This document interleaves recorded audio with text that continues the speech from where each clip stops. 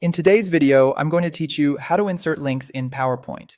Let's start by turning plain text into a clickable link, highlight the words you want to use, then head up to the ribbon and open the Insert tab. Choose Link or Hyperlink to open the dialog box. In the address field, type or paste the full website address, including the beginning of the URL. Click OK, and that text is now an active link. When you present in slideshow mode, clicking it will open the site in your default browser. You can do the same with a shape, icon, or image. Click the object to select it, go to the Insert tab and choose Link or Hyperlink. Enter the web address, click OK, and your object becomes a button your audience can click during the presentation. Next, let's create an internal link that jumps to another slide. Select either text or an object, open Insert, then Link. In the dialog, choose Place in this document. You'll see a list of your slides. Pick the destination slide and confirm with OK. This is perfect for table of contents slides, quizzes, or any non-linear deck where you want to navigate by choice rather than in order.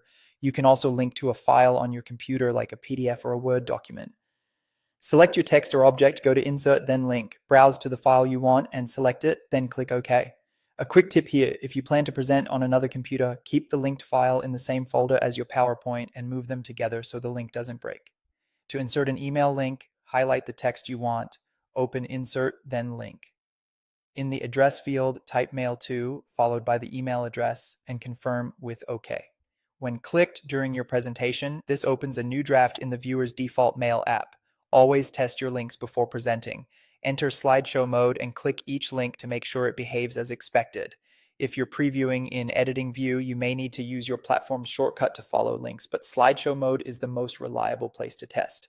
If you need to make changes, right-click the linked text or object and choose Edit Link. To remove a link entirely, right-click and choose Remove Link.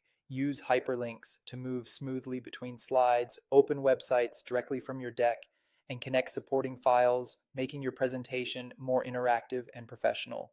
And that's it. If you found this tutorial helpful, don't forget to like this video and subscribe to my channel for more PowerPoint tips and tutorials.